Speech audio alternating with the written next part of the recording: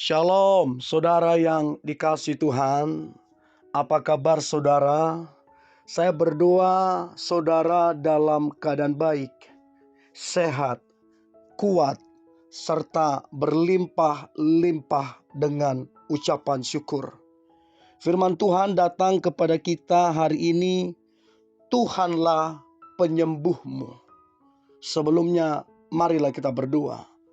Tuhan Yesus, kami sangat bersyukur. Engkau Tuhan yang penuh kasih. Kasih-Mu tidak berkurang, justru semakin berlimpah-limpah atas kehidupan kami. Kalau sebentar kami akan merenungkan firman-Mu. Kami butuh pengurapan Tuhan, supaya kami mengerti firman-Mu. Terlebih kami menjadi pelaku firman-Mu. Kami sangat percaya hidup kami pasti diberkati dan menjadi berkat. Di dalam nama Tuhan Yesus kami dengarkan firman-Mu. Haleluya. Amin. Tuhanlah penyembuhmu. Mazmur pasal 30. Mazmur pasal 30 ayatnya yang ketiga. Demikian firman Tuhan. Tuhan Allahku, kepadamu aku berteriak minta tolong, dan Engkau telah menyembuhkan aku. Sekali lagi, Mazmur 30 ayat yang ketiga.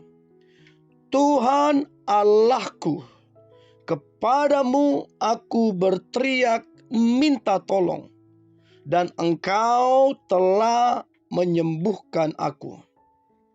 Saudara yang dikasihi Tuhan, banyak orang dan setiap orang memiliki yang namanya persoalan dan pergumulan hidup. Setiap orang berbeda-beda apa yang menjadi persoalan dan pergumulan hidupnya. Salah satu persoalan yang juga sering kerap kali yang menjadi masalah adalah berkaitan dengan sakit penyakit.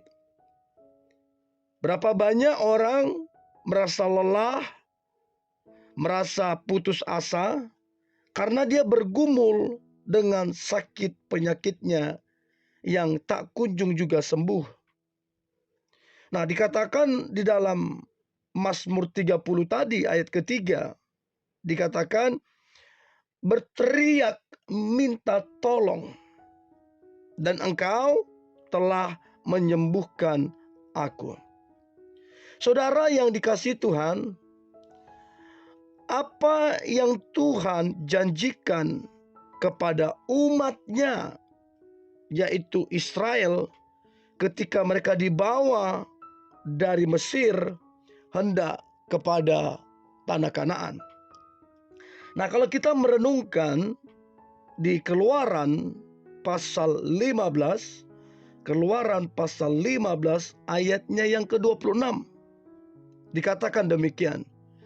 Jika kamu sungguh-sungguh mendengarkan suara Tuhan Allahmu dan melakukan apa yang benar di matanya, dan memasang telingamu kepada perintah-perintahnya, dan tetap mengikuti segala ketetapannya, maka aku tidak akan menimpahkan kepadamu penyakit manapun yang telah kutimpakan kepada orang Mesir, sebab akulah Tuhan yang menyembuhkan engkau.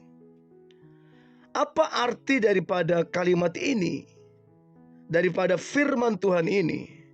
Dari semula sifat daripada Tuhan adalah sifat yang menyembuhkan. Satu sifat yang baik. Terbukti saudara yang dikasihi Tuhan, perjalanan 40 tahun di padang gurun di padang gurun, coba saudara perhatikan, tidak ada kaki mereka yang menjadi bengkak. Tidak ada kasut mereka yang menjadi rusak. Secara akal manusia ini nggak masuk akal. Artinya ini Tuhan bukan saja sekedar menyembuhkan, tapi Tuhan juga memberikan satu jaminan kesehatan. Yang penting kita taat. Nah, saudara yang dikasihi Tuhan, Yesus ketika pelayanan di muka bumi, kerap kali, sering kali Yesus menyembuhkan berbagai sakit penyakit. Matius pasal pertama ayat yang 34 dikatakan, ia menyembuhkan banyak orang yang menderita bermacam-macam penyakit dan mengusir banyak setan. Artinya saudara jangan pernah meragukan kuasa kesembuhan yang daripada Tuhan. Tidak ada satu penyakit pun yang tidak dapat disembuhkan oleh Tuhan. Mungkin kita bertanya, mengapa Tuhan belum menjawab doa? Kenapa Tuhan belum menyembuhkan? Menyembuhkan sakit atau tidak bukan berarti Tuhan tidak punya kuasa ataupun dia ingkar janji. Saudara mesti ingat, dari dulu sampai sekarang, bahkan sampai selama-lamanya, Tuhan tetaplah sang penyembuh. Jehovah Rafa. Selalu ada maksud dan rencananya di balik masalah kita. Jadi saudara yang dikasihi Tuhan, Tuhan yang kita sembah, Allah Jehovah Rafa, adalah Allah yang menyembuhkan. Bukan saja waktu dulu, bukan saja 2000 tahun yang lalu, sampai detik ini. Nama Yesus adalah nama yang sangat berkuasa. Tidak ada kuasa manapun yang bisa menandingi nama kuasa daripada Yesus. Dan nama itu mengandung janji, mengandung kuasa, kesembuhan, pemulihan. Jadi saudara yang dikasihi Tuhan, apapun kondisi keadaan kita hari ini, kita tidak boleh menyerah, kita tidak boleh berpatah semangat, kita tidak boleh menyalahkan orang lain ataupun diri sendiri. Kita harus percaya, kita harus memandang di kayu salib itu. Sebab di kayu salib, di Kalvari itu, Yesus sudah melunaskan semua, sudah membayar semua, lunas. Bahkan kesehatan kita sudah dibayar, pemulihan sudah dibayar. Yesus bilang sudah selesai. Untuk itu saudara, jangan kita berfokus kepada keadaan. Jangan kita berfokus yang kenyataan. Sebab sekali lagi, kenyataan belum tentu kebenaran. Fakta belum tentu kebenaran. Sebab kebenaran hanya ada di dalam firman Tuhan, di dalam Yesus Kristus.